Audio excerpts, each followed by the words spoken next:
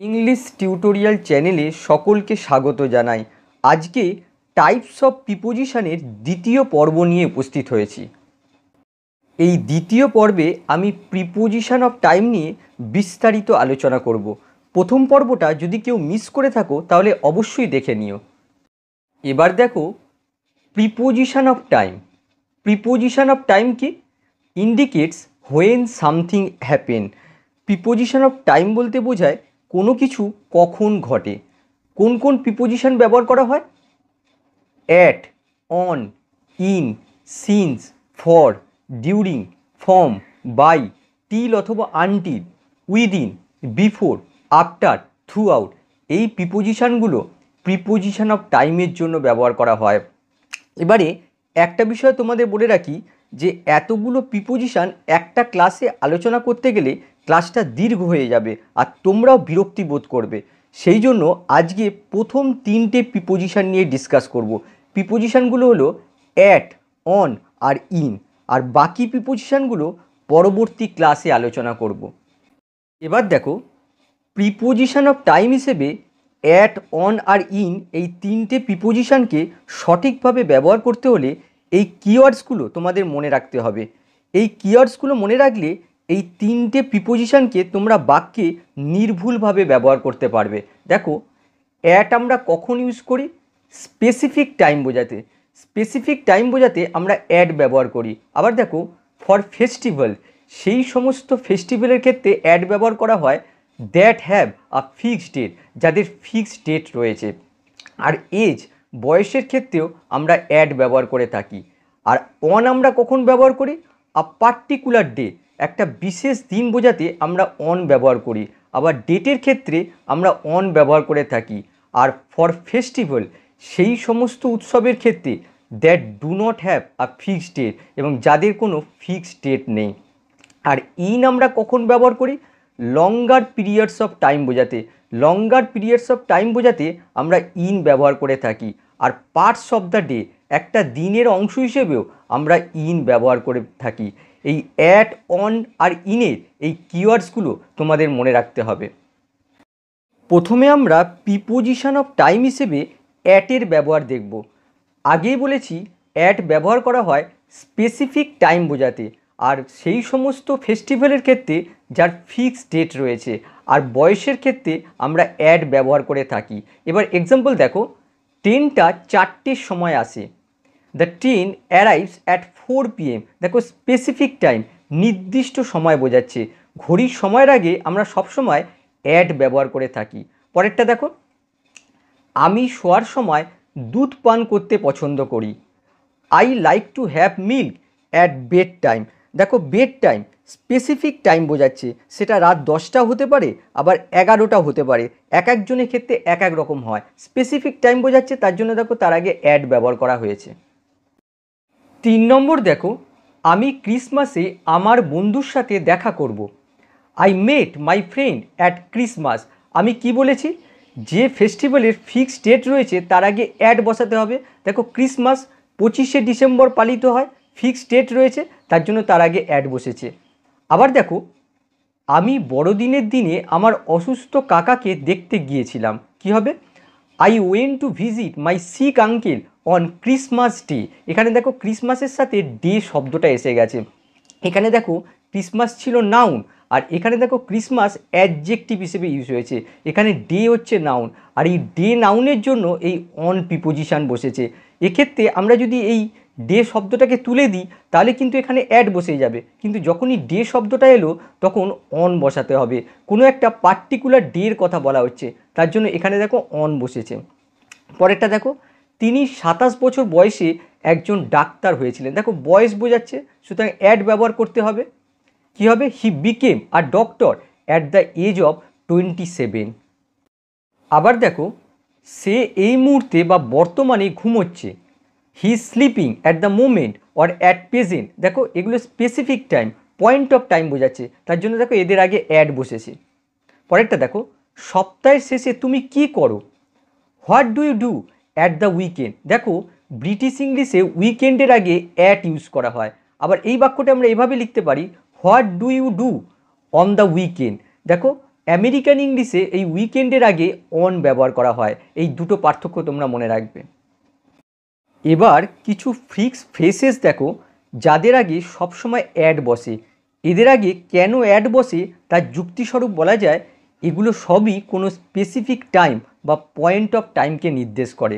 যেমন দেখো, at breakfast, at lunch time, at dinner time, at the same time, at sunrise, at sunset, at dawn, at dusk, at noon, at midnight.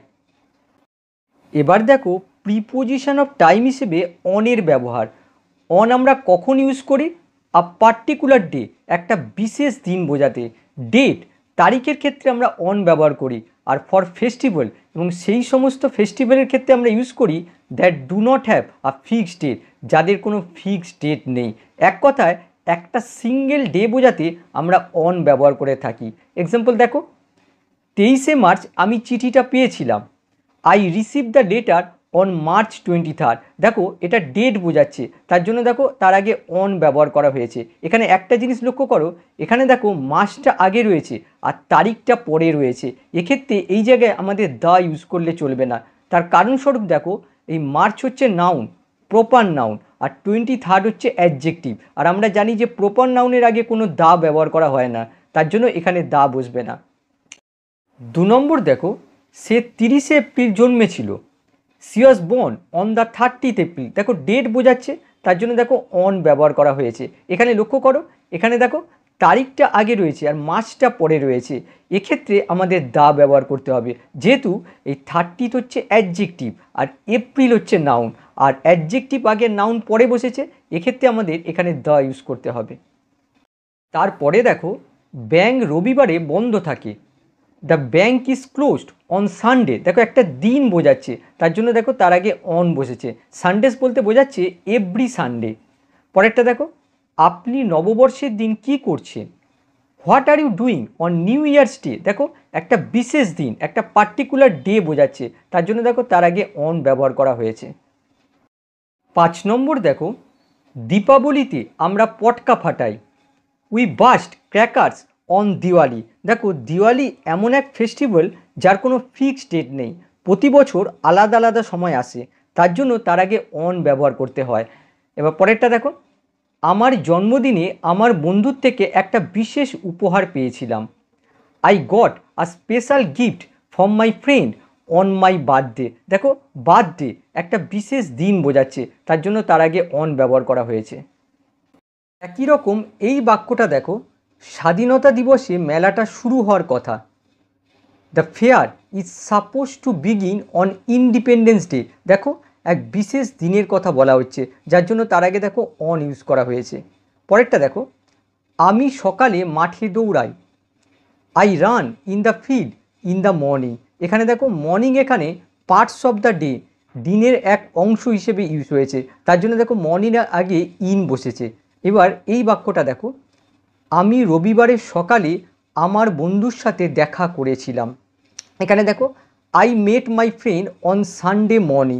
দেখো যখন এই Sunday কথাটাই মর্নিংয়ের আগে যোগ করা হলো, তখন দেখো এখানে ইনের জায়গায় অন ব্যবহার করা হয়েছে। যখন সানডে শব্দটা যোগ করা হচ্ছে, তখন এই মর্নিংটা স্পেসিফিক মর্নিংয়ে পরিণত হচ্ছে। এখানে দেখো মর্নিং জেনারেল সেন্সে ইউজ হয়েছে, আর এখানে মর্নিংটা স্পেসিফিক হয়ে গেছে, যার জন্য দেখো তার আগে অন বসেছে।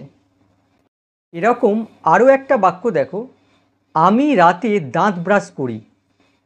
I brush my teeth at night. দেখো নাইটের আগে অ্যাট বসে, নাইট এখানে জেনারেল সেন্সে ইউজ হয়েছে, যে কোনো নাইট বোঝাচ্ছে। আবার এই বাক্যটা দেখো, আমি শনিবারে রাতে দাঁতে ব্রাশ করতে ভুলে গিয়েছিলাম। I forgot to brush my teeth on Saturday night. দেখো নাইটের আগে যেই স্যাটারডে শব্দটা যোগ করা হলো, তখন দেখো তার আগে অন বসলো। যখন স্যাটারডে শব্দটা যোগ করা হচ্ছে, তখন এই নাইটটা স্পেসিফিক নাইটে পরিণত হয়েছে, কোনো বিশেষ নাইটকে বোঝাচ্ছে, তার জন্য দেখো তার আগে অন বসেছে। এবার দেখো একটা ঘটনার পরক্ষণেই আর একটা ঘটনা ঘটছে, এক্ষেত্রে প্রথম ঘটনার সাথে আমরা অন ইউজ করতে পারি। যেমন এই বাক্যটা দেখো, খবরটা শোনা মাত্রই সে অজ্ঞান হয়ে গেল। আমরা লিখতে পারি on hearing the news he fainted. দেখো অন হচ্ছে প্রিপোজিশান, আর প্রিপোজিশানের অবজেক্ট রূপে এই হিয়ারিং হচ্ছে জিরান।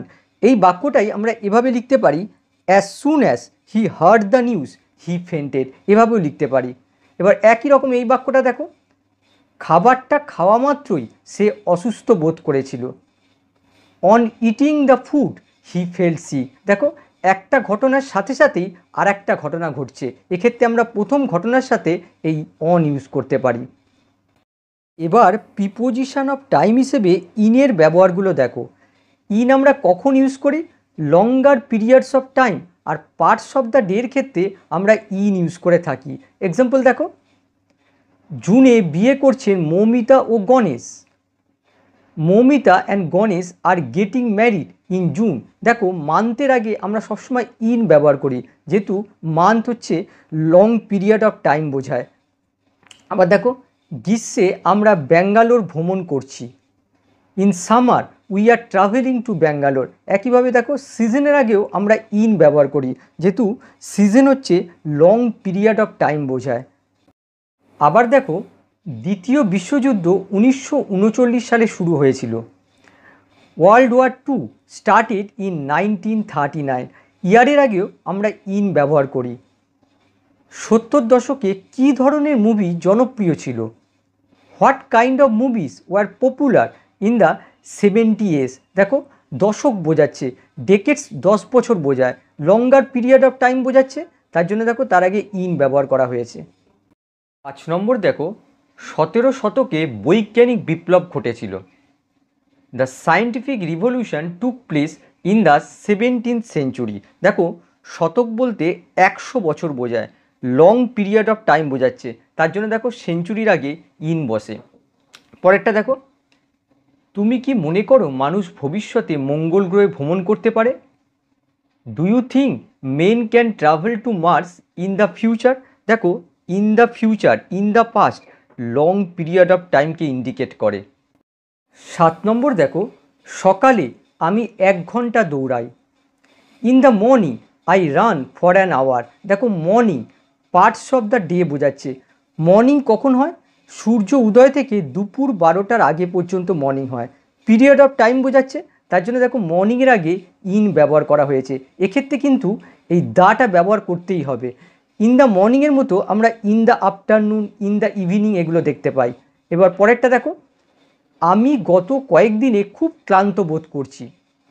I have been feeling very tired in the last few days. দেখো দ্য লাস্ট ফিউ ডেজ, দেখো পিরিয়ড অফ টাইম বোঝাচ্ছে, তার জন্য দেখো ইন ব্যবহার করা হয়েছে। এরকম আরও তোমরা দেখতে পাবে, যেমন দেখো in the last few weeks, in the last few months, in the next few days, এরকম দেখতে পাবে। এবার দেখো, ইন ভবিষ্যতে কোনো সময় শেষে বোঝাতে ব্যবহার করা হয়। যেমন দেখো, আমি এই সপ্তাহের শেষ দিকে হায়দ্রাবাদে যাব। আমরা লিখতে পারি I shall go to Hyderabad in this week. এখানে ইন দিস উইক বলতে এই সপ্তাহের শেষে বোঝাচ্ছে।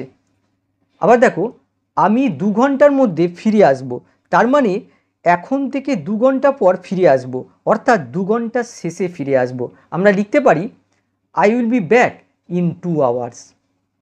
এবার দেখো যে কোন কোন ক্ষেত্রে আমরা প্রিপোজিশন ইউজ করতে পারি না। নেক্সট, লাস্ট, দিস, এভরি এই শব্দগুলো ঠিক পরেই যদি কোনো টাইম নাউন বসে, তাহলে এদের আগে কোনো প্রিপোজিশন ইউজ করা যাবে না। আবার দেখো, ইয়েস্টারডে, টুডে, টুমরো এই অ্যাডভার্বগুলো যদি থাকে, তাহলে তার আগে কোনো প্রিপোজিশন ব্যবহার করা হয় না। এক্সাম্পল দেখো, সে পরবর্তী মাসে বিয়ে করতে চলেছে। He is getting married next month. এখানে দেখো নেক্সট শব্দটার সাথে টাইম নাউন রয়েছে, সুতরাং এর আগে কোনো প্রিপোজিশন ব্যবহার করা যাবে না। তারপরে দেখো, গত সপ্তাহে কাজের উদ্দেশ্যে তাকে মুম্বাই যেতে হয়েছিল। He had to go to Mumbai last week for work. এখানে দেখো লাস্ট শব্দটার সাথে উইক টাইম নাউন রয়েছে, তার জন্য তার আগে কোনো প্রিপোজিশন ব্যবহার করা যাবে না। আবার দেখো, প্রতি বছর তিনি তীর্থস্থানে যান। হি visits the pilgrimage every year. দেখো এভরির সাথে টাইম নাউন রয়েছে, ইয়ার, সুতরাং এর আগে কোনো প্রিপোজিশন ব্যবহার করা যাবে না। এখানে আমরা লিখতে পারি না ইন এভরি ইয়ার, তাহলে ভুল হয়ে যাবে। আবার দেখো, আমরা তোমাকে আজ সন্ধেবেলা ফোন করে নেব। We will call you this evening. এখানে দেখো দিস শব্দটার সাথে টাইম নাউন ইভিনিং যোগ করা হয়েছে, সুতরাং এর আগে কোনো প্রিপোজিশন ব্যবহার করা যাবে না। এখানে আমরা লিখতে পারবো না ইন দিস ইভিনিং। এবার অ্যাট দ্য এন্ড আর ইন দ্য এন্ডের মধ্যে পার্থক্য দেখো। অ্যাট দ্য এন্ডের অর্থ হচ্ছে at the last point of something, কোনো কিছুর শেষে বোঝায়। যেমন দেখো, সিনেমার শেষে আমরা উঠে পড়লাম এবং সিনেমা হল থেকে বেরিয়ে গেলাম। At the end of the movie we got up and left the cinema hall. আবার দেখো, ইন দ্য এন্ডের অর্থ হয় ফাইনালি বা আলটিমেটলি, বাংলা অর্থ হয় অবশেষে। যেমন দেখো, অবশেষে আমরা একটা সিদ্ধান্তে পৌঁছেছিলাম। In the end we reached a conclusion. এখানে দেখো ইন দ্য এন্ডের অর্থ হচ্ছে অবশেষে। এবার দেখো at night versus in the night. At night means any night, যে কোনো রাত্রি হতে পারে। এক্সাম্পল দেখো, আমি রাতের বেলা বই পড়া উপভোগ করি, তার মানে বোঝাচ্ছে আমি প্রত্যেক দিন রাতে বই পড়ি, কাজটা রিপিট হচ্ছে। I enjoy studying books at night.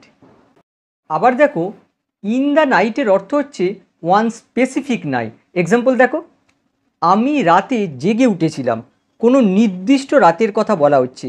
রাতের কোনো এক বিশেষ মুহূর্তে আমি জেগে উঠেছিলাম, কাজটা কোনো রিপিট হচ্ছে না। কি হবে?